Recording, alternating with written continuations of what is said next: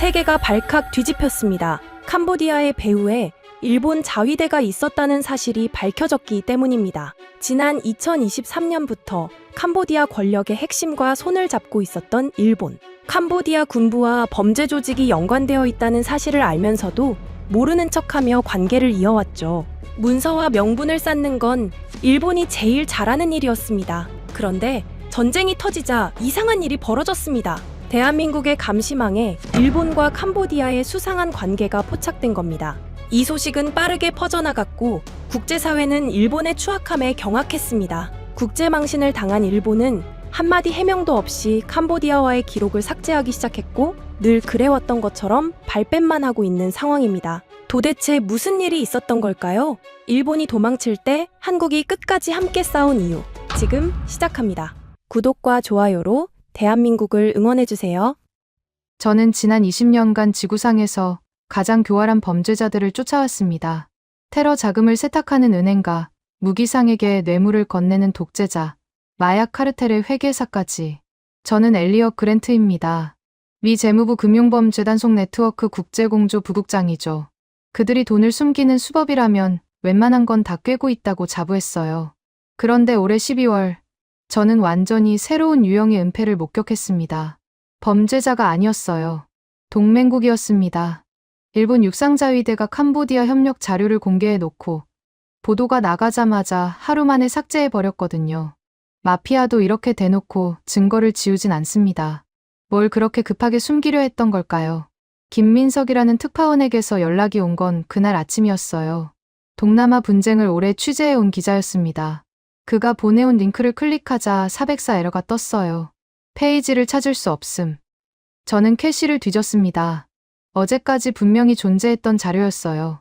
일본 육상자위대 홈페이지, 캄보디아 협력 섹션. 사라진 게 맞았습니다. 의아했어요. 숨기려면 애초에 올리지 말았어야죠. 공개해놓고 지운다는 건 상황이 급변했다는 신호입니다. 무언가 예상 밖의 일이 터졌다는 뜻이에요. 저는 곧바로 삭제 전 버전을 복원하기 시작했습니다. 뭐가 있었는지 확인해야 했거든요. 20년 경력의 직감이 말하고 있었어요. 이건 단순한 홈페이지 정리가 아니라고요. 복원된 자료에는 흥미로운 키워드들이 있었습니다. 6월 행사, 11월 행사, 12월 연속 일정. 저는 이걸 달력에 옮겨 적었어요. 단발성 협력이 아니었습니다. 연례 행사처럼 반복되는 패턴이 보였거든요. 뭔가 깊은 관계가 있다는 뜻이었죠. 일본과 캄보디아 사이에 공식적으로 알려진 것보다 훨씬 촘촘한 연결고리가 있었던 겁니다. 그런데 한 가지가 눈에 걸렸어요. VIP 경호교육이라는 문구였습니다. 평화유지 활동이나 인도주의 지원이라면 이해가 됩니다. 그런데 VIP 경호라니요. 대체 누구를 지키는 훈련이었던 걸까요? 저는 불쾌해졌어요. 캄보디아 핵심 권력층과의 접촉 정황이 떠올랐기 때문입니다. 훈센 정권이 38년간 장기 집권했다는 건 누구나 아는 사실이었죠. 그 정권의 VIP를 보호하는 훈련을 일본이 제공했다면 이건 단순한 국제협력이 아닙니다. 정치적 투자였어요. 같은 시기 태국과 캄보디아 국경에서는 총성이 이어지고 있었습니다. 단순한 영토 분쟁이 아니었어요. 태국 정부는 이걸 범죄와의 전쟁으로 재정의했거든요. 표적이 국경선에서 범죄단지로, 교량으로, 인프라로 확장되고 있었습니다. 카지노, 스캠 조직, 인신매매, 그쪽으로 흐르는 자금을 추적하는 게 제 일이었어요. 범죄단지와 캄보디아 권력층의 결탁 의혹은 이미 여러 차례 제기된 상태였습니다. 그러던 중 김민석이 또 다른 정보를 보내왔습니다. 태국 공군의 공습 사진이었어요. 거기에 한국이 개발한 정밀유도 키트가 찍혀 있었습니다. KG집이라는 물건이었어요. 사거리 약 100km. 기존 폭탄의 날개와 유도 장치를 붙여서 멀리서 정확히 때리는 방식이라고 했습니다. 저는 관심이 생겼어요. 방공망 밖에서 타격이 가능하다는 뜻이었거든요. 캄보디아는 공군력과 방공망이 취약하다는 분석이 있었습니다. 그렇다면 태국은 원하는 방식으로 때릴 수 있다는 얘기였죠. 저는 KGGB를 별도 체크리스트에 추가했어요. 정밀 타격 도구, 태국 보유 물량 약 20발 내외. 소량이지만 무시할 수준은 아니었습니다. 2022년에 도입됐다는 기록도 확인했어요. 그런데 솔직히 저는 한국을 대수롭지 않게 봤어요. 무기 좀 팔았다고 판이 바뀌겠습니까? 진짜 영향력은 문서와 훈련으로 쌓는 겁니다. 일본처럼요. 수십 년간 MOU를 맺고 인력을 교육하고 정치적 신뢰를 쌓아야 진짜 영향력이 생기는 거죠. 저는 한국을 작은 공급자 정도로 분류해뒀어요. 부록에 넣어도 될 수준이라고 생각했습니다. 솔직히 말하면 깔봤어요. 한국이 뭘 할 수 있겠습니까? 그런데 이상한 점이 있었습니다. 타이밍이요. 일본이 자료를 삭제한 시점과 한국 무기가 언론에 오르내리기 시작한 시점이 거의 겹쳤거든요. 우연일 수도 있었습니다. 하지만 저는 20년간 우연을 믿어서 사건을 해결한 적이 없어요. 우연처럼 보이는 것들 뒤에는 항상 누군가의 계산이 있었습니다. 왜 하필 지금일까? 일본이 캄보디아에서 발을 빼는 시점에 한국 무기가 전장에서 거론되기 시작한 게요. 저는 이 질문을 메모장 맨 위에 적어뒀습니다. 아직 답은 없었어요. 하지만 이 질문을 놓치면 안 된다는 건 확실했습니다. 뭔가 연결되어 있다는 느낌이 계속 들었거든요. 저는 삭제를 실행한 쪽을 추적하기 시작했어요. 일본 육상자위대 국제협력 라인. 거기에 다나카 신지라는 이름이 있었습니다. 실무 책임자급이었어요. 이 사람이 직접 삭제를 지시했는지는 확인할 수 없었습니다. 하지만 노출을 최소화하려는 방향으로 움직이고 있다는 건 분명해 보였어요. 공개 행사 일정이 줄어들고 보도자료 배포가 뜸해지고 홈페이지 업데이트가 멈췄거든요. 저는 내부 메모를 작성했습니다. 다나카 라인, 공개 기록 축소 정황, 노출 회피 가능성 주시. 아직 확정은 아니었어요. 하지만 기록해 두지 않으면 나중에 후회할 것 같았습니다.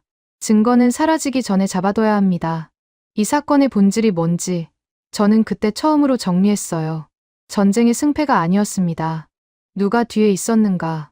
그게 핵심이었죠. 태국과 캄보디아가 싸우는 건 표면이고 진짜 문제는 그 전쟁에 누가 연결되어 있느냐였습니다. 범죄단지와 권력의 결탁, 그 권력을 훈련시킨 외부 세력. 이게 드러나면 국제적 파장이 생깁니다. 일본은 캄보디아 핵심층과 깊이 엮여 있었어요. 훈련, 행사, VIP 경호교육. 그런데 그 흔적을 지우기 시작했습니다. 왜요? 연결이 드러나면 곤란해지니까요.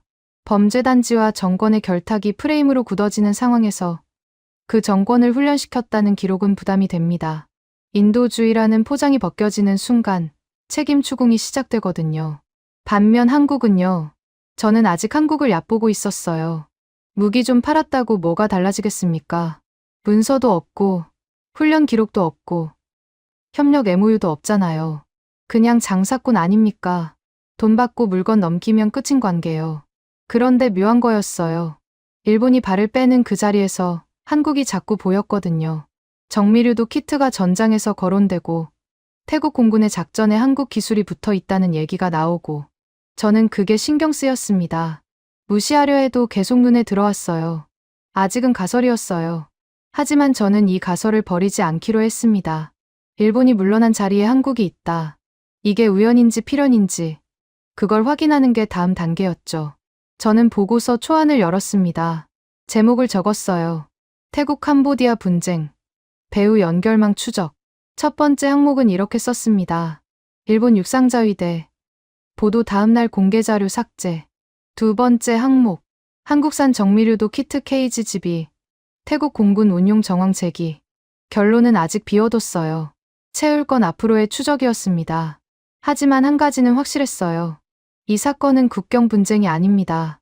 누가 뒤에 있었는가를 밝히는 추적전이었죠. 그리고 그 추적의 시작점에서 일본은 발을 뺐고 한국은 이상하게 자꾸 눈에 들어왔습니다. 저는 일본이 왜 굳이 흔적을 지웠는지 파고들기로 했습니다. 삭제라는 행동 자체가 답을 품고 있을 거라고 봤거든요. 그래서 일본과 캄보디아 협력의 뼈대를 문서 단위로 정리하기 시작했어요. 공개된 자료, 복원한 캐시, 언론 보도, 학술 논문까지 모을 수 있는 건 다 모았습니다. 결과는 예상보다 깊었어요. 2023년 MOU 체결, 연례 훈련 계약, 200명 이상의 인원이 오간 기록, 평화유지활동 참여. 이게 한 줄로 연결되더군요. 저는 불쾌해졌습니다. 단순한 국제협력이 아니었어요. 일본은 캄보디아에 상당한 시간과 자원을 투자해왔던 겁니다. 그런데 왜 지금 발을 빼는 걸까요? 소피아 한 팀장에게 자료를 넘겼습니다. 그녀는 우리 팀에서 범죄단지와 자금 흐름을 전문으로 추적하는 사람이에요. 자료를 훑어보던 소피아가 고개를 저었습니다. 이 정도면 발 담근 거죠. 훈련만 해도 200명이 넘어요. 저도 같은 생각이었어요. 일본이 캄보디아에서 쌓아온 건 명분 있는 영향력이었습니다. 인도주의, 평화유지, 역량 강화. 이런 언어로 포장된 관계요. 국제사회에서 욕먹을 일이 아니었어요. 오히려 칭찬받을 활동이었죠. 그런데 왜 숨기려 할까요? 저는 삭제를 단순한 정리가 아니라 후퇴 행동으로 보기 시작했습니다. 가설이었어요. 하지만 설명이 되는 가설이었죠. 뭔가 상황이 바뀌어서 그 관계가 부담이 됐다는 뜻이니까요. 저는 이 가설을 결제라인에 올렸습니다. 긴장됐어요. 동맹국을 의심하는 보고서거든요. 하지만 사실은 사실이었습니다. 마리안 로슈가 제 사무실로 찾아온 건 그날 오후였어요. 위기 대응 분석관인 그녀는 평소에 말이 없는 편이었습니다. 그런데 이번엔 먼저 입을 열었어요. 일본의 명분이 위험해지고 있어요. 무슨 뜻인지 물었습니다. 마리안이 태블릿을 내밀었어요. 태국 정부의 공식 발표 자료였습니다. 범죄와의 전쟁. 태국은 이 충돌을 단순한 국경 분쟁이 아니라 범죄 소탕 작전으로 재정의하고 있었어요. 표적이 국경선에서 범죄단지로, 교량으로, 보급로로 확장되고 있었습니다. 저는 그제야 이해했어요. 일본이 왜 불안한지를요. 캄보디아 권력층과 범죄단지의 결탁 의혹은 계속 제기되어 왔습니다. 그런데 태국이 그걸 전쟁의 명분으로 삼기 시작한 거예요. 범죄단지를 때리겠다. 그 배후를 끊겠다. 이런 프레임이 굳어지면 캄보디아 핵심층을 훈련시켰다는 기록은 부담이 됩니다. 인도주의라는 포장이 벗겨지는 순간 VIP 경호교육은 독재 권력 지원으로 읽히거든요. 저는 내부 메모에 적었습니다. 일본의 명분, 인도주의와 평화유지 활동, 범죄 프레임과 충돌 가능성. 냉소적인 문장이었어요. 하지만 틀린 말은 아니었습니다. 그런데 한국은요. 저는 여전히 한국을 얕보고 있었어요. KG집이라는 정미류도 키트가 태국에 팔렸다는 건 확인했습니다. 2022년 수출 기록이 있었거든요. 물량은 약 20발 내외, 소량이었어요. 저는 이걸 대체 가능한 무기로 분류했습니다. 한국 아니어도 다른 데서 살 수 있는 물건이라고요. 보고서 초안에 이렇게 적었어요. 한국산 KG집이 태국 공군 운용 정황, 전략적 중요도 낮음, 대체제 다수 존재, 솔직히 말하면 무시한 거였습니다. 한국 무기 하나가 일본의 행동을 바꿀 리 없다고 생각했거든요. 일본이 수십 년간 쌓아온 영향력에 비하면 폭탄 몇 발이 뭐가 대수겠습니까? 그런데 소피아가 다른 시각을 제시했어요. 방공망 밖에서 때릴 수 있다는 게 중요해요. 무슨 뜻인지 다시 물었습니다. 소피아가 설명했어요. KGGB는 사거리가 약 100km입니다. 기존 폭탄의 날개와 유도 장치를 붙여서 멀리서 정확히 때리는 방식이에요. 캄보디아의 방공망으로는 요격이 어렵다는 거였습니다. 그러니까 태국 공군이 안전한 거리에서 원하는 표적을 골라 때릴 수 있다는 뜻이었죠. 저는 불편해졌어요. 이건 단순한 무기 성능 문제가 아니었거든요. 전장 운영 방식 자체를 바꾸는 요소였습니다. 방공망 밖 정밀 타격이 가능해지면 공격하는 쪽의 선택지가 늘어나고 방어하는 쪽의 선택지는 줄어들어요. 저는 KGGB를 작전 변수로 재분류했습니다. 마지못해서요. 인정하기 싫었지만 무시할 수 없었거든요. 우리 팀은 그 주에 내부 회의를 열었습니다. 태국 캄보디아 분쟁의 자금 흐름을 추적하는 게 주제였어요. 저는 범죄단지와 분쟁의 연계를 우선 추적 대상으로 지정하자고 제안했습니다. 범죄단지에서 흘러나오는 돈이 어디로 가는지, 누가 받는지, 그게 전쟁과 어떻게 연결되는지, 이걸 밝히면 배후가 드러날 거라고 봤어요. 제안은 통과됐습니다. 내부 메모에 공식 기록이 남았어요. 범죄단지 연계 분쟁, 자금 추적 우선순위 1번. 저는 집중하기로 했습니다. 이게 이 사건의 핵심이라고 확신했거든요.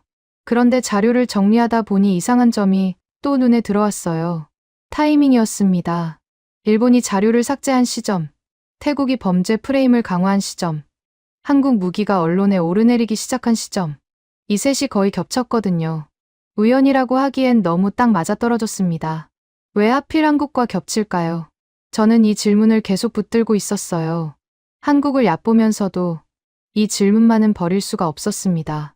뭔가 연결되어 있다는 느낌이 자꾸 들었거든요. 일본이 물러나는 자리에 한국이 보인다. 이게 우연일까요? 아니면 한국이 뭔가를 하고 있는 걸까요?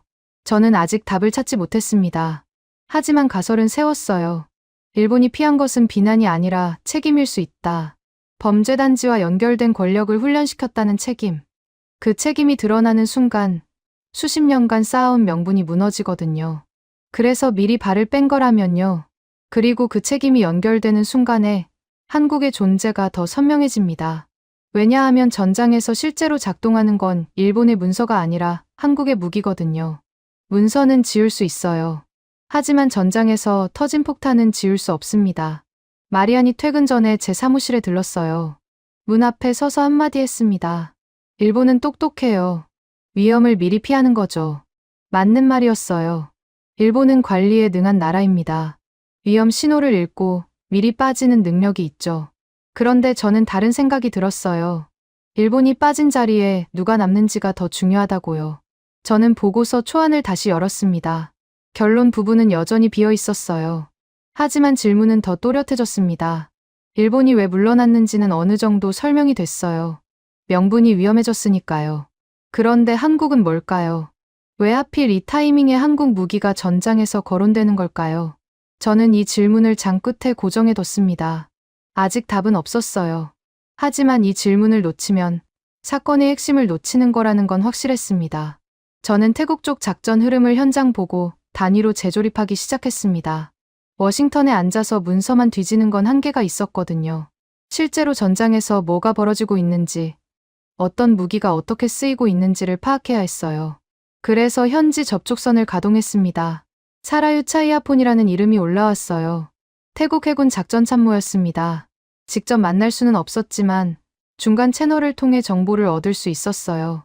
그가 전해준 내용은 제 예상보다 훨씬 구체적이었습니다. 해안 봉쇄. 이 단어가 반복됐어요. 태국 해군이 캄보디아 연안을 틀어막고 있다는 거였습니다. 저는 긴장했어요. 봉쇄라는 건 단순한 경비가 아니거든요. 물자 이동을 차단하고 보급선을 끊고 선택지를 지우는 행위입니다.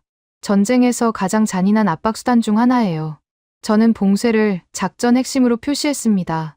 이게 단순한 국경 충돌이 아니라는 증거였거든요. 국경에서 총 좀 쏘는 수준이 아니었어요.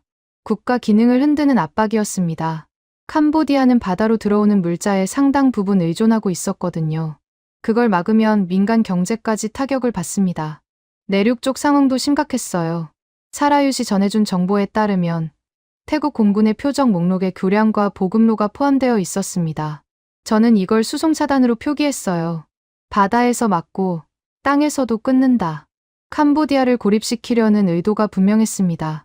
그런데 더 눈에 띄는 표적이 있었어요. 범죄단지였습니다. 태국은 국경 지역의 카지노와 스캠 조직 거점을 공습 대상에 올려놓고 있었어요. 저는 확신이 생겼습니다. 이건 영토 분쟁이 아니에요. 범죄와의 전쟁이라는 명분 아래 돈줄을 끊으려는 작전이었죠. 소피아 한 팀장이 제 분석에 동의했습니다. 그녀가 자료를 추가해줬어요. 범죄단지에서 흘러나오는 자금의 규모, 그게 어디로 가는지, 누가 받는지 아직 전부 밝혀진 건 아니었지만 캄보디아 권력층과의 연결 의혹은 여러 차례 제기된 상태였습니다. 범죄단지를 때리면 명분도 없고 돈줄도 끊는 거예요. 소피아의 말이었어요. 맞았습니다. 태국은 두 마리 토끼를 동시에 잡으려 하고 있었어요. 국제사회에는 범죄 소탕이라는 명분을 내세우고 실제로는 캄보디아의 경제적 기반을 흔드는 거죠. 저는 범죄단지 타격을 명분과 돈줄이라는 두 축으로 분해해서 보고서에 정리했습니다. 여기서 중요한 건 전력 차이였어요. 저는 양측의 군사력을 비교해봤습니다. 병력 비율 3대1. 태국이 캄보디아보다 3배 많았어요. 국방비 비율은 더 심각했습니다. 10대1. 태국이 캄보디아보다 10배나 많은 돈을 군사에 쓰고 있었어요. 이건 대등한 싸움이 아니었습니다. 일방적인 압박이었죠. 캄보디아의 공군력과 방공망은 특히 취약했어요. 제대로 된 전투기도 부족하고 대공 미사일 체계도 빈약했습니다. 그러니까 태국 공군이 원하는 방식으로 때릴 수 있다는 뜻이었어요. 저는 이 구조가 불편했습니다. 전쟁이라기보다 린치에 가까웠거든요. 그런데 여기서 KGB가 다시 떠올랐어요. 한국이 개발한 정밀유도 키트, 사거리 약 100km. 저는 이 무기의 의미를 다시 생각해봤습니다. 방공망 밖에서 타격이 가능하다. 이게 핵심이었어요. 캄보디아의 취약한 방공망으로는 100km 밖에서 날아오는 폭탄을 막을 수 없거든요. 저는 흔들리기 시작했어요. 한국을 계속 얕보고 싶었습니다. 무기 좀 팔았다고 판이 바뀌겠냐고요. 그런데 현장 데이터를 보니까 그게 아니었어요. KGB는 단지 폭탄이 아니었습니다. 멀리서 정확히를 가능하게 하는 방식이었어요. 전장의 규칙을 바꾸는 도구였죠. 저는 마지못해 KGB를 보고서 본문으로 승격시켰습니다. 부록에서 본문으로요. 방공망 밖 타격 가능 변수. 이렇게 표기했어요. 인정하기 싫었지만 무시할 수 없었습니다. 한국이 만든 무기가 태국의 작전 수행 능력을 실질적으로 높이고 있었거든요. 일본의 문서 영향력은 여전히 남아 있었습니다. MOU, 훈련 기록, 평화유지 활동 참여. 이런 것들이 하루아침에 사라지진 않아요. 하지만 전장은 이미 작동 방식이 바뀌고 있었습니다. 문서로 쌓은 관계가 아니라 실제로 터지는 폭탄이 판을 움직이고 있었어요. 저는 불편한 질문을 떠올렸습니다. 일본이 VIP 경호 교육을 제공한 그 핵심층은 지금 어디 있을까요? 캄보디아 정권의 중심부에 있겠죠. 그런데 태국이 정밀 타격으로 범죄 단지를 때리기 시작하면 그 핵심층과의 연결이 더 위험해집니다. 누가 VIP를 훈련했는지가 문제가 되거든요. 저는 일본 VIP 라인과 확전 리스크를 같은 페이지에 배치했어요. 이 둘이 연결되어 있다고 봤거든요. 일본이 발을 빼는 이유, 한국 무기가 전장에서 거론되는 이유, 이게 결국 같은 맥락이었습니다. 선택지가 줄어드는 전장에서는 과거의 연결고리가 더 위험해지니까요. 사라유시 추가 정보를 보내왔어요. 봉쇄 유지의 제약에 관한 내용이었습니다. 함정의 가동률, 정비 주기, 연료 소모량, 봉쇄를 오래 유지하려면 상당한 자원이 들어간다는 뜻이었어요. 저는 압박감을 느꼈습니다. 태국도 무한정 버틸 수는 없거든요. 그래서 단기간에 결과를 내려야 할 겁니다. 압박은 더 거세질 거예요. 사라윕의 말 중에 인상 깊은 게 있었어요. 봉쇄는 시간 싸움입니다. 오래 끌면 우리도 지쳐요. 그래서 정밀 타격이 중요한 겁니다. 빨리 끝내야 하니까요. 저는 이 말을 곱씹었어요. 봉쇄와 정밀 타격은 별개가 아니었습니다. 하나의 작전 안에서 서로를 보완하는 요소였어요. 바다에서 맞고 하늘에서 때린다. 그리고 그 때리는 도구 중 하나가 한국이 만든 KGB였습니다. 저는 한국을 더 이상 부록으로 둘 수 없었어요. 현장에서 벌어지는 일들이 한국과 연결되어 있었거든요. 마지못해 결정을 내렸습니다. 한국 변수를 결정 요인 후보로 재분류한다. 불편한 인정이었어요. 제가 한국을 깔봤다는 걸 스스로 인정하는 거나 마찬가지였거든요. 소피아가 제 보고서 초안을 보더니 웃었어요. 결국 인정하네요. 한국이 변수라는 거.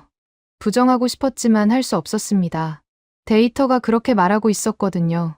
저는 한국을 부록에서 본론으로 옮겼어요. 처음 있는 일이었습니다. 20년간 한국을 진지하게 분석한 적이 없었거든요. 항상 주변부에 두고 무시해왔어요. 그런데 이 사건에서는 그게 불가능했습니다. 보고서 결론 부분은 여전히 비어 있었어요. 하지만 구조는 잡히기 시작했습니다. 일본이 발을 빼는 이유, 태국이 압박을 강화하는 방식, 그리고 그 방식 안에 포함된 한국의 도구, 이 셋이 하나의 그림으로 연결되고 있었어요. 저는 다음 단계를 계획했습니다.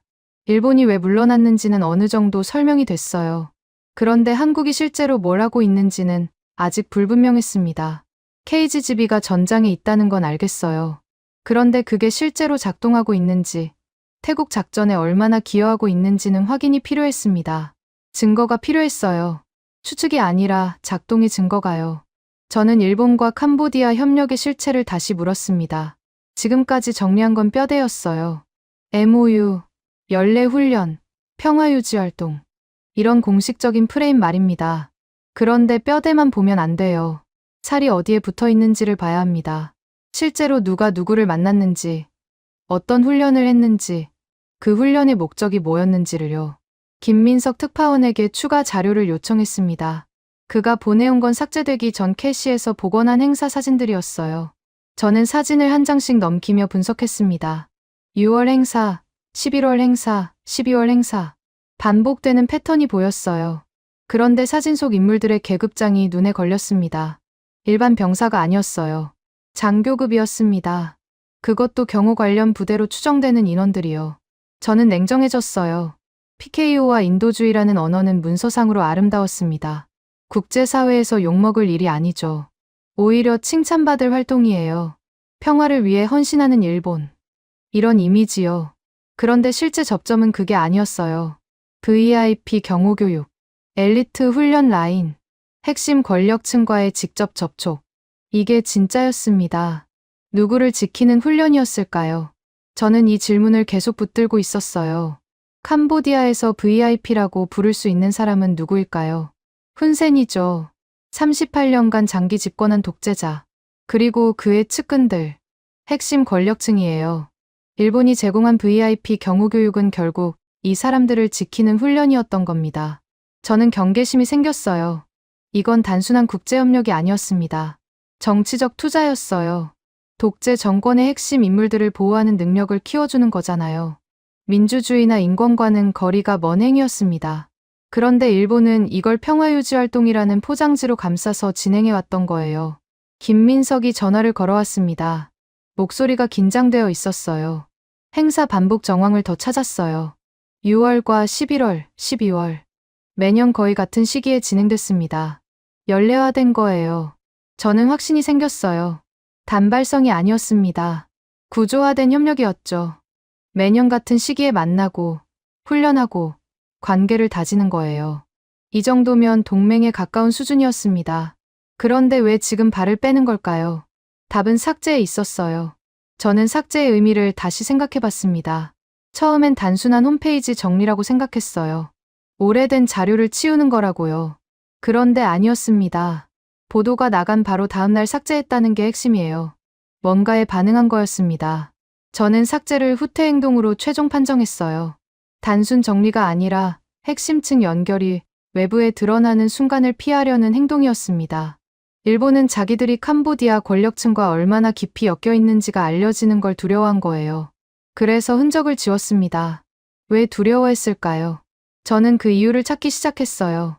답은 범죄단지 프레임에 있었습니다. 태국이 이 분쟁을 범죄와의 전쟁으로 재정의하면서 캄보디아 정권과 범죄단지의 결탁 의혹이 더 크게 부각되고 있었거든요. 카지노, 스캠 조직, 인신매매, 이런 범죄단지가 캄보디아 권력층의 비호 아래 운영된다는 프레임이요. 이 프레임이 굳어지면 어떻게 될까요? 캄보디아 핵심층은 범죄자들의 후원자가 됩니다. 그리고 그 핵심층을 훈련시킨 일본은요. 범죄 정권을 지원한 나라가 되는 거예요. 인도주의라는 포장이 한순간에 벗겨지는 겁니다. 저는 불쾌해졌어요. 일본이 얼마나 계산적으로 움직이는지 보였거든요. 저는 내부 메모에 적었습니다. 범죄단지 결탁 프레임, 일본 명분 붕괴 가능성. 냉정한 문장이었지만 틀린 말은 아니었어요. 일본의 아름다운 포장지가 찢어지기 직전이었습니다. 그런데 한국은요. 저는 한국의 위치를 다시 생각해봤어요. 한국은 캄보디아와 이런 식의 협력이 없었습니다. MOU도 없고, 훈련 기록도 없고, VIP 경호교육 같은 건 더더욱 없었어요. 한국이 태국에 판 건 무기였습니다. KGGB 정밀유도 키트. 2018년에 사우디에 수출하고 2022년에 태국에 수출한 기록이 있었어요. 저는 이 차이가 눈에 들어왔습니다. 일본은 말로 관계를 쌓았어요. 문서, 훈련, 행사, MOU, 이런 언어들로요. 그런데 한국은 말을 안 했습니다. 대신 물건을 팔았어요. 그리고 그 물건이 전장에서 작동하고 있었습니다. 말은 지울 수 있어요. 일본이 그랬듯이요. 홈페이지에서 삭제하면 끝입니다. 그런데 작동은 지울 수 없어요. 전장에서 터진 폭탄은 기록으로 남거든요. 저는 이 차이가 중요하다고 생각했습니다. KGGB가 전장 운영 방식을 바꾸고 있다는 건 이미 확인했어요. 방공망 밖에서 정밀 타격이 가능해지면 공격하는 쪽의 선택지가 늘어납니다. 태국은 더 안전하게, 더 정확하게, 더 멀리서 때릴 수 있게 됐어요. 캄보디아의 선택지는 그만큼 줄어들었고요. 저는 메모를 추가했습니다. KGGB로 인해 전장 운영 방식 변화. 불편한 문장이었어요. 한국을 인정하는 게 여전히 어색했거든요. 하지만 사실은 사실이었습니다. 다나카 신지라는 이름이 다시 떠올랐어요. 일본 육상자위대 국제협력 실무 책임자. 삭제를 주도한 것으로 추정되는 인물이었습니다. 저는 그의 행동 패턴을 분석해봤어요. 공개 행사 축소, 보도자료 배포 중단, 홈페이지 업데이트 정지. 전부 노출을 최소화하려는 방향이었습니다. 저는 일본의 후퇴를 리스크 회피 전략으로 최종 표기했어요. 중립이 아니었습니다. 책임을 피하려는 계산된 행동이었죠. 범죄단지 프레임이 커지기 전에, 연결고리가 드러나기 전에 미리 발을 빼는 거였어요. 똑똑한 선택이긴 했습니다. 하지만 비겁한 선택이기도 했어요. 저는 보고서 초안을 다시 열었습니다. 한국을 작은 변수로 분류해 뒀던 항목이 눈에 들어왔어요. 전략적 중요도 낮음. 대체제 다수 존재. 제가 직접 쓴 문장이었습니다. 저는 그 문장을 삭제했어요. 더 이상 유지할 수 없었거든요. 부끄러웠습니다. 제가 한국을 얕봤다는 걸 스스로 인정하는 순간이었어요. 20년간 한국을 진지하게 분석한 적이 없었습니다. 항상 주변부에 두고 무시해왔어요. 일본이 관리의 나라라면 한국은 그냥 물건 파는 나라라고 생각했거든요. 그런데 틀렸습니다. 이 장의 반전은 하나였어요. 이 판의 중심은 국경이 아니라 VIP였습니다. 캄보디아 핵심 권력층. 일본은 그들과 깊이 연결되어 있었고 그 연결이 드러나는 순간 뒤로 물러났어요. 반면 한국은 연결이 없었습니다. 대신 작동이 있었죠. 전장에서 돌아가는 도구가요.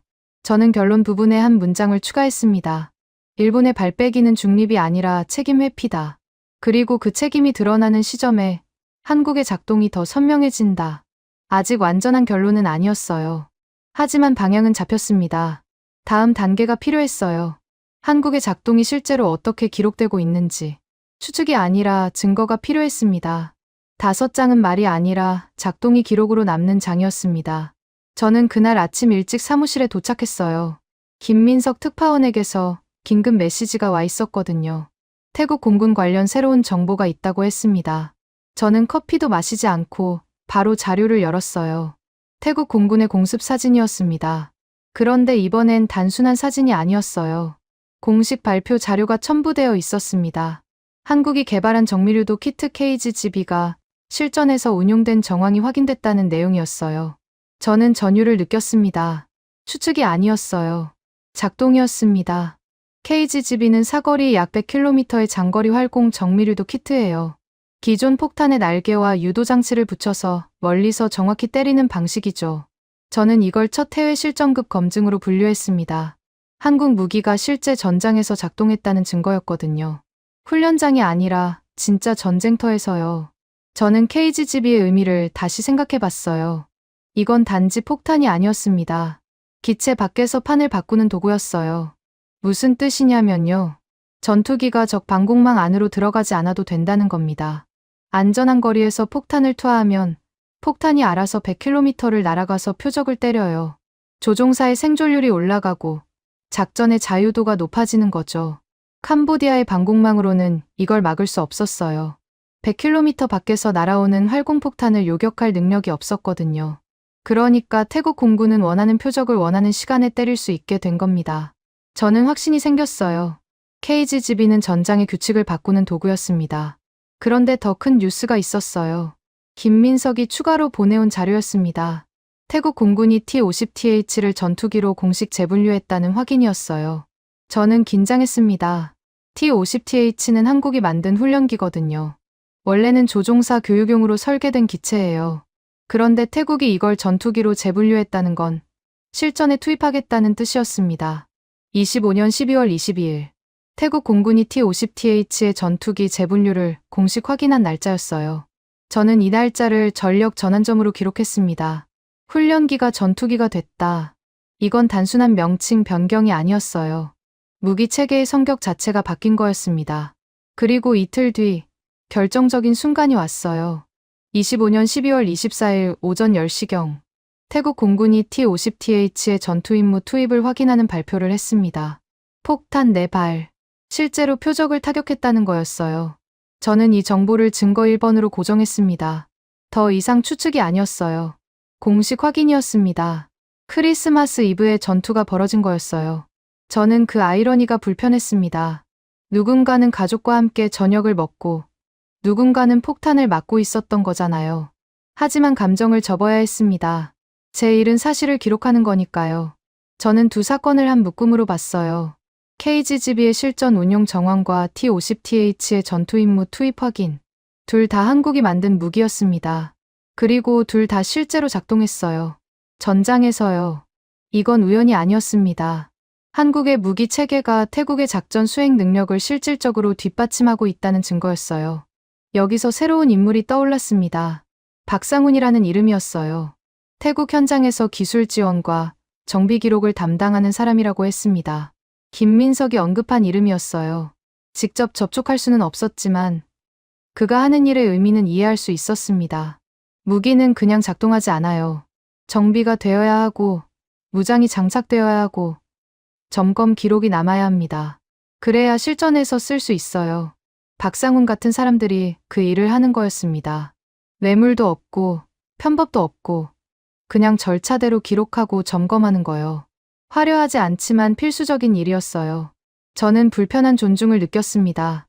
솔직히 말하면 저는 이런 일을 하는 사람들을 대수롭지 않게 봤거든요. 현장 기술자가 뭐 대단하겠습니까? 진짜 중요한 건 정책 결정자들 아닙니까? 그렇게 생각했어요. 그런데 틀렸습니다. 박상훈의 기록과 절차가 없었다면 T-50TH는 12월 24일에 출격하지 못했을 거예요. 즉시 투입이라는 건 그 전에 모든 준비가 끝나 있어야 가능한 거니까요. 저는 메모를 추가했습니다. 박상훈 라인, 기록과 절차가 즉시 투입의 전제. 인정하기 싫었지만 사실이었어요. 정밀 타격과 전투 임무 투입 뒤에는 이런 사람들의 묵묵한 작업이 있었습니다. 일본의 삭제가 다시 떠올랐어요. 저는 그 삭제의 의미를 다시 라벨링했습니다. 리스크 회피. 이게 최종 판정이었어요. 일본은 문서로 영향력을 쌓아왔지만 전쟁 국면에서는 그게 부담이 됐습니다. 범죄단지 프레임이 커지면서 캄보디아 핵심층과의 연결이 위험해졌거든요. 그래서 흔적을 지운 거였어요. 그런데 한국은 달랐습니다. 한국은 문서를 쌓지 않았어요. 대신 작동을 남겼죠. KGGB가 전장에서 터졌고 T-50TH가 전투 임무를 수행했습니다. 이건 지울 수 없는 기록이에요. 삭제할 수 있는 홈페이지 자료가 아니거든요. 전장에서 벌어진 일은 역사에 남습니다. 저는 냉정해졌어요. 일본과 한국의 차이가 명확해졌거든요. 일본은 관리의 나라입니다. 위험 신호를 읽고 미리 빠지는 능력이 있어요. 똑똑한 거죠. 그런데 그 똑똑함 때문에 정작 중요한 순간에 아무것도 남기지 못했습니다. 반면 한국은요. 앞에 나서지 않았어요. 큰 소리도 치지 않았고요. 대신 도구를 제공하고 그 도구가 작동하게 만들었습니다. 결과적으로 전장을 움직인 건 한국이었어요.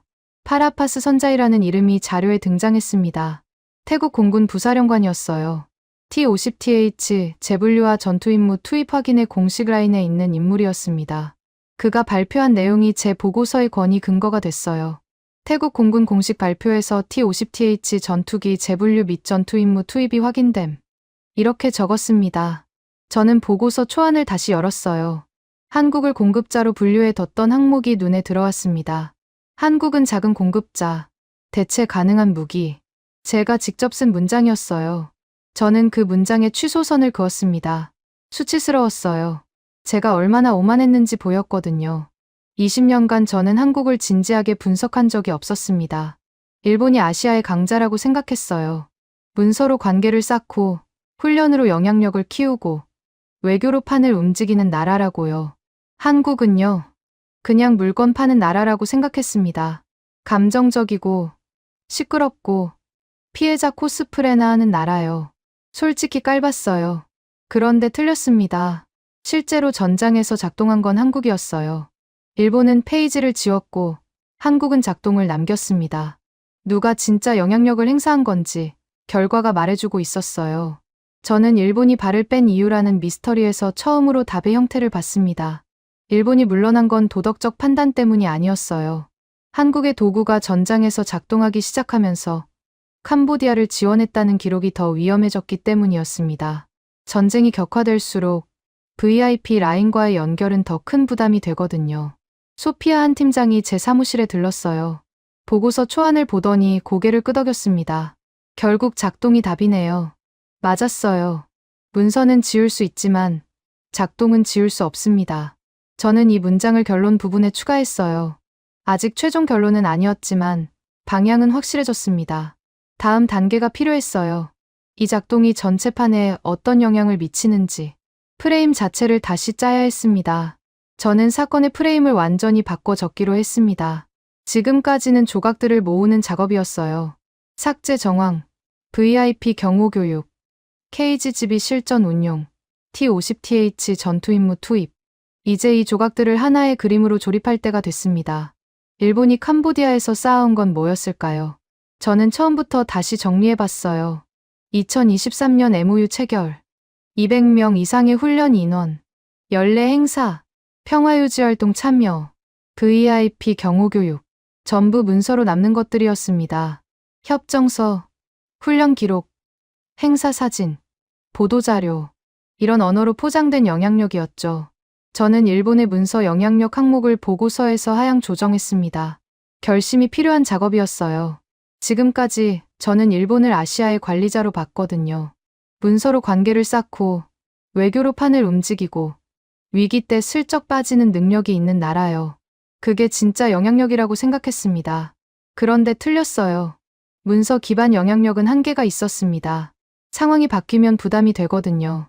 범죄단지 프레임이 커지면서 일본이 캄보디아 핵심층과 맺은 관계는 자산이 아니라 부채가 됐어요. 그래서 지웠습니다. 홈페이지에서 삭제하면 끝이니까요. 문서는 그렇게 지울 수 있어요. 그런데 작동은요. 작동은 지울 수 없습니다. 저는 KGB를 작전 방식 변화의 핵심으로 재정의했어요. 이건 단순한 무기가 아니었습니다. 전장의 규칙을 바꾸는 도구였어요. 사거리 약 100km. 이 숫자의 의미를 다시 생각해봤습니다. 캄보디아의 방공망은 이 거리를 커버하지 못해요. 그러니까 태국 공군은 안전한 거리에서 원하는 표적을 골라 때릴 수 있게 된 겁니다. 범죄단지, 교량, 보급로, 군사시설, 뭐든 때릴 수 있어요. 상대방의 허락 없이요. 소피아 한 팀장이 추가 자료를 가져왔습니다. 태국 공군의 공습 횟수였어요. 30회 이상.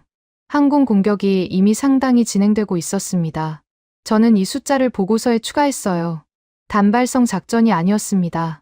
지속적인 압박이었죠. 소피아가 범죄단지와 자금 흐름의 연결을 최종 구조화해서 보여줬어요. 그녀가 몇 주간 추적한 결과였습니다.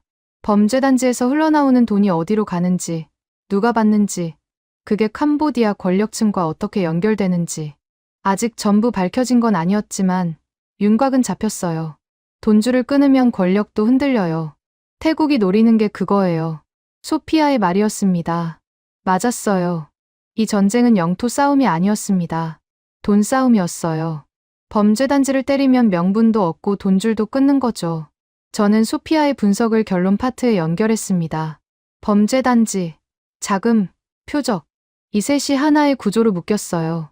사라유 차이아폰에게서 추가 정보가 왔습니다. 봉쇄 유지 조건에 관한 내용이었어요. 함정의 가동률, 정비 주기, 연료 소모량, 인력 교대, 봉쇄를 오래 유지하려면 상당한 자원이 들어간다는 거였습니다. 봉쇄는 소모전이에요. 오래 끌수록 우리도 지칩니다. 사라윳의 말이었어요. 저는 존중을 느꼈습니다. 현장에서 실제로 작전을 수행하는 사람의 목소리였거든요. 워싱턴에 앉아서 문서만 뒤지는 저와는 다른 무게가 있었어요. 저는 봉쇄를 선택지 삭제로 표현 변경했습니다. 이게 더 정확한 표현이었거든요. 봉쇄는 단순한 차단이 아니에요. 상대방의 선택지를 지우는 행위입니다. 바다로 들어오는 물자를 막으면 캄보디아는 다른 방법을 찾아야 해요. 그런데 다른 방법도 막혀 있으면요. 선택지가 없어지는 거죠. 해상에서 봉쇄, 공중에서 정밀 타격. 이 조합이 캄보디아의 구조적 약점을 현실로 바꾸고 있었습니다. 캄보디아는 공군력이 취약하고 방공망이 빈약해요. 이건 원래부터 알려진 사실이었습니다. 그런데 그 약점이 실제로 공격받기 시작한 거예요. 약점이 있다는 것과 약점이 공격받는다는 건 완전히 다른 상황이거든요. 여기서 캄보디아의 반격 가능성도 고려해야 했어요. 캄보디아가 완전히 무력한 건 아니거든요. 저는 PHL-3이라는 무기를 확인했습니다. 중국제 다연장 로켓이에요. 사거리 130km 이상. 이론적으로는 태국 영토 깊숙이 때릴 수 있는 무기였습니다. 저는 긴장했어요. 이게 실제로 사용되면 확전이 될 수 있거든요. 그런데 정밀 타격이 먼저 들어가면 상황이 달라집니다. 로켓 발사대를 먼저 때려버리면 반격 능력 자체가 사라지니까요.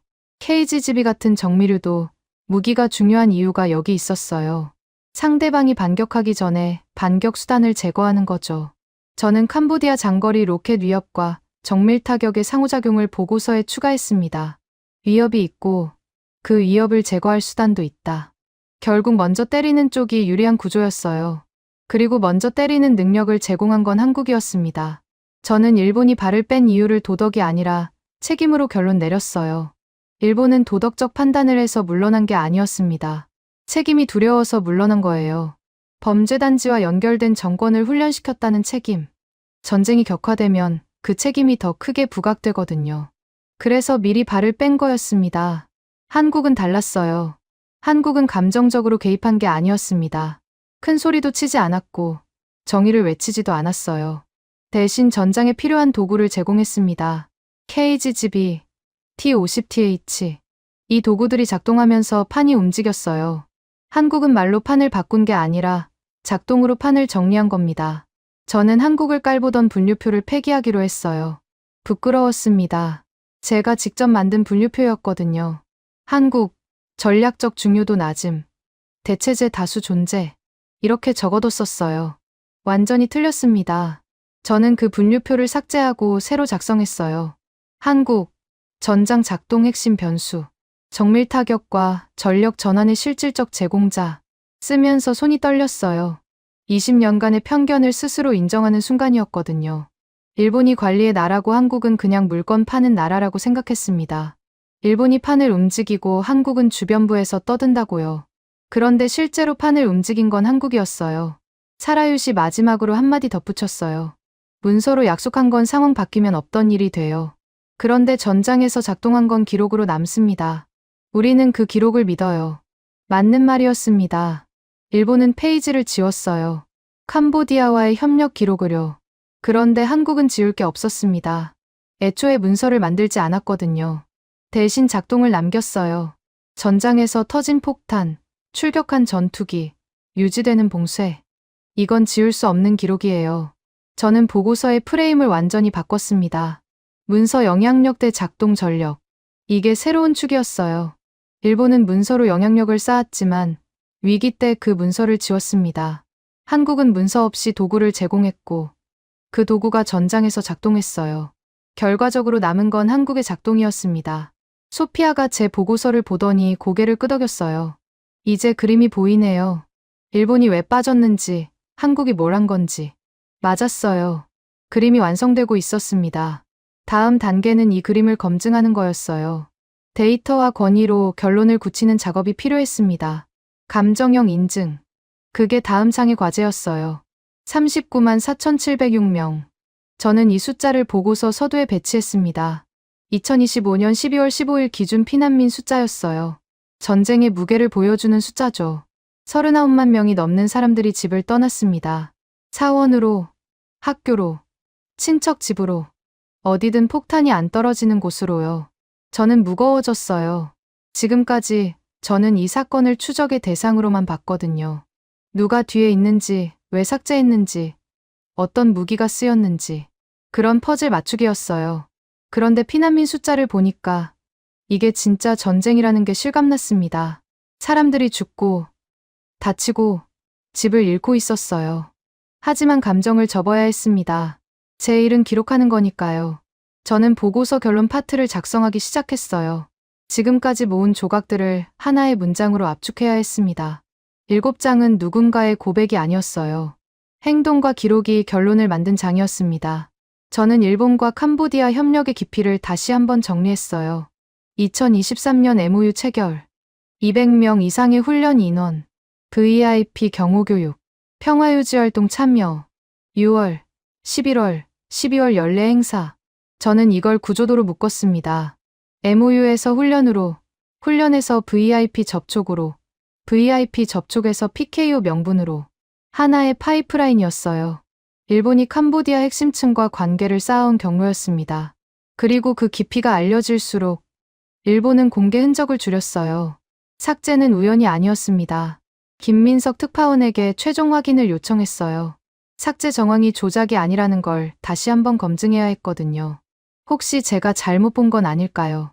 캐시 복원 과정에서 오류가 생긴 건 아닐까요? 확인이 필요했습니다. 김민석의 답변은 명확했어요. 삭제 맞습니다. 제가 직접 스크린샷 찍어뒀어요. 보도 전날까지 있던 페이지가 보도 다음날 사라졌습니다. 타임스탬프까지 확인했어요. 저는 안도했습니다. 조작이 아니었어요. 실제로 벌어진 일이었습니다. 일본 육상자위대가 캄보디아 협력 자료를 공개해 놓고 상황이 불리해지자 지워버린 거였어요. 저는 삭제 정황을 후퇴 행동으로 공식 문구화했습니다. 더 이상 가설이 아니었어요. 확정이었습니다. 삭제는 중립이 아닙니다. 후퇴예요. 거기에 뭔가 있었다는 걸 스스로 인정하는 행위거든요. 일본은 말로 설명하지 않았어요. 변명도, 해명도, 반박도 없었습니다. 대신 지웠어요. 그 침묵이 더 많은 걸 말해주고 있었습니다. 반면 태국 전선에서 한국의 존재는 더 선명해지고 있었어요. 저는 KGGB를 방식 변화의 증거로 최종 보고서에 고정했습니다. 인정하는 문장이었어요. 한국이 개발한 정밀유도 키트가 전장의 규칙을 바꿨다고요. 사거리 100km, 방공망 밖 정밀 타격. 이게 태국의 새로운 선택지를 제공했습니다. 도입 물량은 약 20발 내외였어요. 소량이었습니다. 그런데 소량이라고 무시할 수 없었어요. 정밀유도 무기는 숫자가 아니라 정확도로 가치를 따지거든요. 20발이면 20개의 핵심 표적을 때릴 수 있다는 뜻이에요. 범죄단지, 교량, 보급로, 지휘소, 뭐든요. T-50TH 이야기도 빠질 수 없었어요. 태국 공군이 이 기체를 전투기로 재분류하고 12월 24일 오전 10시경에 전투 임무 투입을 확인했습니다. 폭탄 4발. 실제로 표적을 타격한 거였어요. 저는 이 정보의 권위 근거를 명시했습니다. 태국 공군 발표 및 관련 보도에서 T-50TH 전투기 재분류와 전투 임무 투입 확인이 언급됨. 파라파스 선자의 부사령관의 공식 발표가 이 결론을 뒷받침했어요. 추측이 아니라 공식 확인이었습니다. 한국이 만든 훈련기가 실전 전투기가 됐고 실제로 전쟁에 투입됐어요. 이건 역사에 남는 기록입니다. 저는 내한국 과소평가 문구를 취소선 처리했어요. 수치스러웠습니다. 보고서 초안에 제가 직접 적어뒀던 문장들이 있었거든요. 한국은 작은 공급자, 전략적 중요도 낮음, 대체제 다수 존재, 일본이 진짜 플레이어고 한국은 주변부. 전부 틀렸어요. 제가 20년간 가지고 있던 편견이었습니다. 일본이 아시아의 관리자라고 생각했어요. 문서로 관계를 쌓고 외교로 판을 움직이고 위기 때 우아하게 빠지는 나라라고요. 한국은요. 감정적이고 시끄럽고 피해자 행세나 하는 나라라고 생각했어요. 솔직히 깔봤습니다. 그런데 실제로 남은 건 뭐였을까요? 일본의 삭제와 한국의 작동이었어요. 일본은 증거를 지웠고 한국은 증거를 남겼습니다. 누가 진짜 영향력을 행사한 건지 결과가 말해주고 있었어요. 저는 현장 반응을 요약 문장으로 기록했습니다. 정밀 타격의 효과, T-50TH 출격의 의미, 봉쇄 유지 압박. 이 세 가지가 캄보디아의 선택지를 줄이고 있었어요. 태국은 원하는 방식으로 압박할 수 있게 됐고 캄보디아는 버틸 수단이 점점 사라지고 있었습니다. 김민석이 마지막으로 한마디 덧붙였어요. 삭제 논란이 있었어요. 일부에서는 홈페이지 개편 때문이라고 했거든요. 그런데 아닙니다. 개편이면 다른 페이지도 바뀌어야 하는데 캄보디아 협력 섹션만 사라졌어요. 선택적 삭제였습니다. 저는 이 말을 기록했어요. 삭제 논란을 조작이 아닌 행동으로 정리한 거였습니다. 누군가 의도적으로 그 페이지만 지웠어요. 실수가 아니었습니다. 계산된 행동이었죠. 보고서 결론을 쓸 때가 됐어요. 저는 오래 고민했습니다. 어떻게 압축해야 할까요? 수십 페이지 분량의 분석을 한두 문장으로 줄여야 했거든요. 고민 끝에 이렇게 적었습니다. 문서로 쌓은 영향력은 지울 수 있지만 작동한 도구와 기록은 지울 수 없다. 이게 제 결론이었어요. 일본은 캄보디아와 깊은 관계를 쌓아왔지만 상황이 불리해지자 그 기록을 지웠습니다. 삭제는 중립이 아니라 후퇴였어요. 반면 한국은 문서를 쌓지 않았습니다. MOU도, 훈련 기록도, 연례 행사도 없었어요. 대신 도구를 제공했고 그 도구가 전장에서 작동했습니다. KGGB가 터졌고 T-50TH가 출격했어요. 이건 지울 수 없는 기록이에요. 이 결론이 저를 불편하게 했습니다. 왜냐하면 제 편견을 정면으로 부정하는 결론이었거든요. 저는 한국을 피해국 정도로 봤어요. 역사 문제로 시끄럽게 굴고, 감정적으로 반응하고, 실질적인 영향력은 없는 나라라고요. 일본은 반대였습니다. 차분하고, 계산적이고, 관리 능력이 있는 나라라고 생각했어요. 그런데 이 사건에서는 완전히 반대였어요. 일본이 도망갔고, 한국이 남았습니다. 일본이 지웠고, 한국이 작동했어요. 제가 틀렸습니다. 일본이 발을 뺀 이유도 이제 명확해졌어요. 한국이 전장을 가능하게 만들었기 때문이 아니었습니다. 한국의 작동이 드러날수록 캄보디아 VIP 라인과의 연결 책임이 더 위험해졌기 때문이었어요. 전쟁이 격화되면 핵심층을 훈련시켰다는 기록은 부담이 되거든요. 범죄단지와 연결된 정권을 지원했다는 비난을 받을 수 있으니까요. 그래서 일본은 미리 발을 뺀 거였습니다. 똑똑한 선택이긴 했어요. 그런데 비겁한 선택이기도 했죠. 관계가 좋을 때는 협력하다가 상황이 나빠지니까 증거를 지우고 도망간 거잖아요. 저는 이걸 리스크 회피 전략이라고 적었지만 솔직히 말하면 배신에 가까웠습니다. 저는 보고서를 마무리하며 생각했어요. 이 사건에서 진짜 교훈은 뭘까요? 문서는 지울 수 있지만 작동은 지울 수 없다. 말은 바꿀 수 있지만 결과는 바꿀 수 없다. 그리고 위기 때 누가 남는지를 보면 진짜 동맹이 누구인지 알 수 있다. 일본은 지웠습니다. 한국은 남겼어요. 이게 이 사건의 결론이었습니다. 저는 사건을 한 문장으로 묶었습니다. 보고서 최종 결론이었어요. 일본은 삭제했고 한국은 작동했다. 이게 전부였습니다. 수십 페이지 분량의 분석, 몇 주간의 추적, 수백 개의 자료 검토. 그 모든 게 이 한 문장으로 압축됐어요. 일본이 캄보디아에서 쌓아온 건 문서와 훈련의 언어로 포장된 영향력이었습니다. MOU, 연례 행사, 200명 이상의 훈련 인원, VIP 경호 교육, 평화유지 활동, 국제사회에서 칭찬받을 만한 활동들이었어요. 인도주의라는 포장지가 아름다웠습니다. 그런데 그 포장지가 찢어졌어요. 범죄단지 프레임이 결정타였습니다. 태국이 이 분쟁을 범죄와의 전쟁으로 재정의하면서 캄보디아 정권과 범죄단지의 결탁 의혹이 크게 부각됐거든요. 카지노, 스캠 조직, 인신매매, 이런 범죄단지가 캄보디아 권력층의 비호 아래 운영된다는 프레임이요. 이 프레임이 굳어지면 그 권력층을 훈련시킨 일본의 명분도 무너집니다. 그래서 일본은 지웠어요. 공개 흔적을 줄였습니다. 홈페이지에서 캄보디아 협력 자료를 삭제했고, 행사 일정을 축소했고, 보도자료 배포를 멈췄어요. 저는 이걸 후퇴 행동으로 정의했습니다. 삭제는 중립이 아니에요. 거기에 뭔가 있었다는 걸 스스로 인정하는 행위거든요. 반대로 한국은 포장을 하지 않았습니다. 애초에 포장할 게 없었어요. 캄보디아와 MOU를 맺은 적도 없고, 훈련을 제공한 적도 없고, 연례 행사를 한 적도 없었거든요. 한국이 한 건 무기를 판 거였어요. 태국에요. KGGB 정밀유도 키트와 T-50TH 훈련기.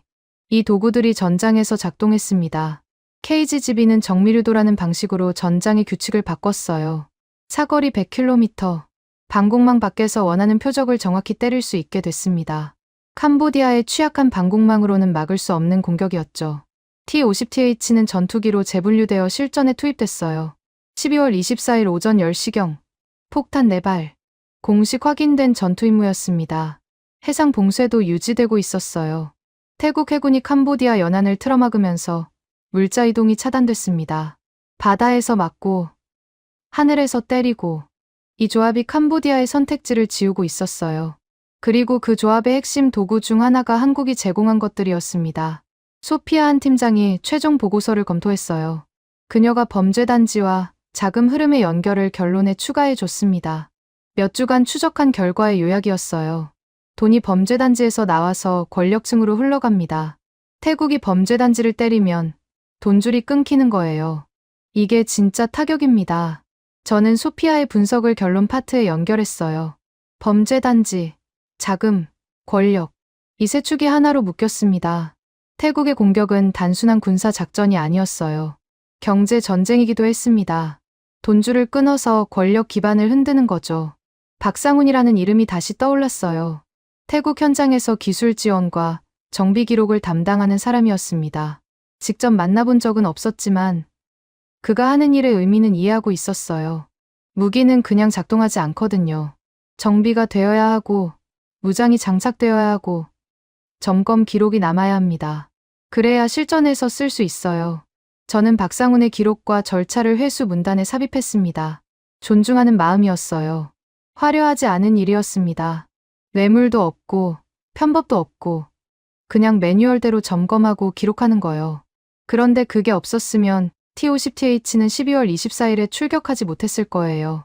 즉시 투입이라는 건 모든 준비가 끝나 있어야 가능한 거니까요. 기술은 장비가 아니라 사람과 절차가 끝까지 지키는 기록이다. 저는 이 문장을 보고서에 추가했어요. 한국의 진짜 강점은 무기 성능만이 아니었습니다. 그 무기가 작동하도록 만드는 시스템이었어요. 점검하고, 기록하고, 관리하는 사람들. 박상훈 같은 사람들이요. 김민석 특파원의 역할도 빼놓을 수 없었어요. 일본이 페이지를 내렸다는 그 한마디가 시작이었습니다. 저는 보고서에 명시했어요. 초기 재기자, 김민석. 삭제 정황 최초 확인 및 검증. 김민석이 없었으면 저는 이 사건을 놓쳤을 거예요. 삭제가 벌어졌다는 걸 몰랐을 테니까요. 그가 현장에서 눈을 떴기 때문에 저는 워싱턴에서 퍼즐을 맞출 수 있었습니다. 혼자 한 일이 아니었어요. 저는 내 초기 편견을 재분류 항목으로 남겼습니다. 삭제하지 않았어요. 부끄러웠지만 기록으로 남겨야 했거든요. 한국은 작은 공급자, 전략적 중요도 낮음, 대체제 다수 존재, 일본이 진짜 플레이어. 제가 직접 쓴 문장들이었습니다. 전부 틀렸어요. 20년간 저는 한국을 진지하게 분석한 적이 없었어요.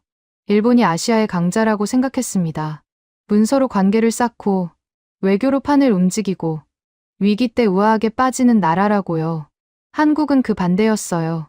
감정적이고 시끄럽고 실질적 영향력은 없는 나라라고 생각했습니다. 그런데 이 사건에서 실제로 남은 건 뭐였을까요? 일본의 삭제와 한국의 작동이었어요. 일본은 증거를 지웠고 한국은 증거를 남겼습니다. 관리에 능한 쪽이 아니라 현장에서 작동한 쪽이 남았어요. 제가 틀렸습니다. 그 사실을 기록으로 남기는 게 제가 할 수 있는 최소한의 정직함이었어요. 이 사건은 한국이 큰 소리로 이긴 게 아니었습니다. 한국은 앞에 나서지 않았어요. 정의를 외치지도 감정적으로 반응하지도 않았습니다. 대신 도구를 제공했고 그 도구가 작동했어요. 상대가 스스로 지우고 물러나게 만든 작동의 압력으로 끝났습니다. 저는 이제 한국을 피해국으로 분류하지 않습니다. 예전에는 그랬어요. 역사 문제로 시끄럽게 굴고 피해자 행세나 하는 나라라고요. 그런데 이 사건을 추적하면서 생각이 바뀌었어요. 한국은 전장을 바꾸는 방식으로 상대의 체면을 무너뜨릴 수 있는 나라였습니다. 말이 아니라 작동으로요. 저는 이 결론을 보고서가 아니라 작동으로 배웠어요. 문서를 읽어서 안 게 아니었습니다. 전장에서 벌어진 일을 추적하면서 깨달은 거였어요. 이론이 아니라 현실이었습니다. 마지막으로 사건 종결 메모를 작성했어요. 향후 조치 사항이었습니다. 공개 기록 감시 강화. 이렇게 적었어요. 이번 사건에서 삭제가 핵심 증거였거든요. 앞으로도 비슷한 일이 벌어질 수 있어요. 동맹국이든 적국이든 상황이 불리해지면 증거를 지우려 할 겁니다. 그걸 놓치지 않으려면 공개 기록을 실시간으로 감시해야 해요. 저는 결심했습니다. 이 교훈을 잊지 않겠다고요. 문서는 지울 수 있지만 작동은 지울 수 없다. 말은 바꿀 수 있지만 결과는 바꿀 수 없다. 그리고 위기 때 누가 남는지를 보면 진짜 영향력이 어디 있는지 알 수 있다. 보고서를 닫으며 저는 창밖을 봤어요. 워싱턴의 겨울 하늘이 회색이었습니다. 저 멀리 동남아에서는 아직 총성이 멈추지 않았겠죠. 39만 명이 넘는 피난민들이 여전히 집으로 돌아가지 못하고 있을 거예요. 이 사건은 끝나지 않았습니다. 전쟁은 계속되고 있으니까요. 하지만 제 추적은 여기서 일단락됐어요. 왜 일본은 물러났는가? 왜 한국이 남았는가? 이 질문에 대한 답을 찾았거든요. 일본은 책임이 두려워서 물러났습니다. 한국은 책임질 게 없었기 때문에 남았어요. 문서로 쌓은 관계는 부담이 됐고 작동으로 남긴 기록은 증거가 됐습니다. 그게 이 사건의 결론이었어요. 저는 보고서 파일을 저장하고 전송 버튼을 눌렀습니다. 결제 라인으로 올라갈 거예요. 누군가는 읽고 누군가는 무시하겠죠. 그래도 상관없었어요. 제 일은 기록하는 거니까요. 진실을 기록하고 다음 사람에게 넘기는 거. 그게 제가 20년간 해온 일이었습니다. 선생님들, 오늘 이야기 어떠셨어요? 저는 이 이야기를 정리하면서 몇 번이고 멈춰야 했습니다. 특히 한 장면이 머릿속에서 떠나지 않더라고요. 미국 재무부의 엘리트 관료가 20년간 한국을 깔보던 사람이 자기가 틀렸다고 인정하는 장면이요. 보고서에 직접 취소선을 긋더라고요.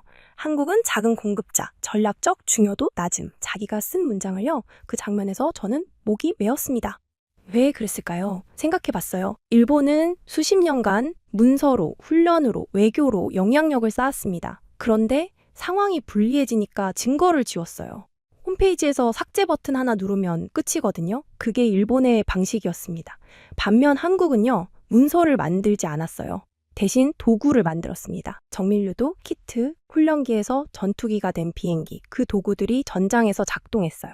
터진 폭탄은 지울 수 없거든요. 출격 기록은 삭제할 수 없잖아요. 문서는 지울 수 있지만 작동은 지울 수 없다. 이게 이 이야기의 핵심이었습니다. 저는 이 문장을 읽으면서 우리 어르신들 생각이 났어요. 선생님들이 살아오신 방식이 딱 그랬거든요. 저는 젊은 세대입니다. 솔직히 고백하면 저도 한때 몰랐어요. 선생님들이 뭘 하셨는지를요. 역사책에서 배운 건 숫자뿐이었거든요. 경제성장률 몇 퍼센트, 수출액 몇 달러, 그런 숫자들이요. 그런데 그 숫자 뒤에 사람이 있었다는 걸 저는 한참 뒤에야 알았습니다. 독일 탄광에서 석탄먼지 뒤집어 쓰셨던 분들 계시죠? 지하 수백 미터, 햇빛 한 줌 들지 않는 갱도에서요. 캄캄한 데서 곡괭이질 하셨잖아요. 숨 쉴 때마다 검은 가루가 폐로 들어갔을 거예요. 그런데 멈추지 않으셨어요. 고향에 보낼 돈 생각하면 멈출 수가 없으셨던 거죠. 중동 사막에서 불볕더위 맞으셨던 분들도 계십니다. 낮에는 50도가 넘는 모래바람, 밤에는 뼛속까지 스미는 냉기. 그 속에서 파이프 용접하시고 플랜트 세우셨어요. 손이 부르트고 등이 휘어지도록요. 월급 받으면 얼마 안 되는 돈, 그 꼬박꼬박 집에 보내셨잖아요. 구로공단 새벽길 걸으셨던 분들도 잊을 수 없어요. 미싱 돌리시고 가발 엮으시고 반도체 조립하셨죠. 손가락 끝이 닳도록요. 야근하고 또 야근하고 밤새 일하고 아침에 집에 가서 밥 차리고 또 출근하시고 그렇게 이 나라 만드셨잖아요. 선생님들은 문서를 만드신 게 아니에요. 작동을 만드셨습니다. 탄광에서 캔 석탄이 공장을 돌렸고 사막에서 세운 플랜트가 기름을 뽑았고 구로공단에서 만든 제품이 전 세계로 팔려나갔어요. 그게 작동이에요. 지울 수 없는 기록이요. 대한민국이라는 나라가 오늘 이 자리에 있는 거, 그게 증거입니다.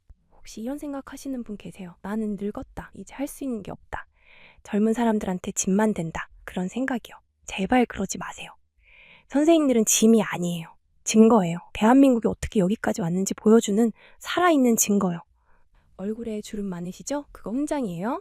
햇볕 아래서 바람 맞으며 이 나라 일으키시느라 생긴 훈장이요. 손에 굳은 살 박히셨죠? 그것도 훈장입니다. 곡괭이 잡으시고 망치 잡으시고 재봉틀 돌리시느라 생긴 훈장이요. 허리 아프시고 무릎 시리시고 어깨 결리시죠. 전부 훈장이에요. 이 나라를 위해 싸우신 흔적이거든요. 선생님들은 영웅입니다. 누가 뭐래도요. 화려한 조명 아래서 상 받은 적 없으셔도 신문에 이름 난 적 없으셔도 선생님들은 영웅이에요. 전 그렇게 믿습니다. 진심으로요. 오늘 이야기에서 미국 관료가 그랬잖아요. 한국을 20년간 깔봤다고요. 작은 공급자, 감정적인 나라, 피해자 행세나 하는 나라라고 생각했대요. 그런데 틀렸다고 인정했잖아요. 실제로 전장에서 작동한 건 한국이었다고요. 일본은 도망갔고 한국은 남았다고요. 세상이 우리를 깔볼 때가 있었어요. 지금도 가끔 그래요. 그런데 결국 남는 건 작동입니다. 말이 아니라 결과요. 선생님들이 평생 그렇게 사셨어요. 말로 떠들지 않으셨잖아요. 그냥 일하셨어요. 묵묵히, 성실하게, 끝까지. 그래서 남은 거예요. 대한민국이란 작동이요. 저는 앞으로도 이런 이야기 찾아서 들려드릴게요. 세상이 몰라주는 이야기, 역사책에 안 나오는 이야기, 그런데 꼭 알아야 하는 이야기요. 선생님들 말동무 해드리고 싶어요. 심심하실 때 틀어놓으시면 제가 옆에서 얘기해드릴게요. 친구처럼요. 요즘 날씨 많이 춥죠? 12월 말이니까요. 외출하실 때 목도리 꼭 챙기세요. 장갑도요. 손 시리면 혈압 올라간다고 하더라고요. 따뜻한 국물 드시고 실내에서도 양말 신으세요. 발 차가우면 잠도 잘 안 오거든요. 병원 가실 일 있으시면 미루지 마시고요. 제가 옆에 없어도 건강하셔야 해요. 약속이에요. 오늘 저녁에 거울 한번 보세요. 주름지고 지친 얼굴이 보이실 거예요. 그런데 잘 보세요. 그게 대한민국이에요. 선생님들이 만드신 나라가 그 얼굴에 새겨져 있는 거예요. 부끄러워하지 마세요. 자랑스러워 하셔도 돼요. 아니, 자랑스러워 하셔야 해요. 영상 괜찮으셨으면 좋아요 한번 눌러주세요. 돈 드는 거 아니에요. 그냥 빨간 하트 버튼 누르시면 돼요. 구독도 해주시면 좋고요. 로그인 복잡하시면 안 하셔도 돼요. 부담 가지실 필요 없어요. 댓글 남겨주시면 제가 다 읽어요. 독수리 타법이어도 괜찮아요. 오타 나도 괜찮고요. 선생님들 이야기 듣고 싶거든요. 어떤 이야기든요. 선생님들 오늘도 여기까지 들어주셔서 감사합니다. 존경하고 감사하고 사랑합니다. 진심이에요. 지금까지 여러분의 영원한 말동무 감동을 더하다였습니다. 세계를 놀라게 한 대한민국 다음 영상에서도 계속됩니다.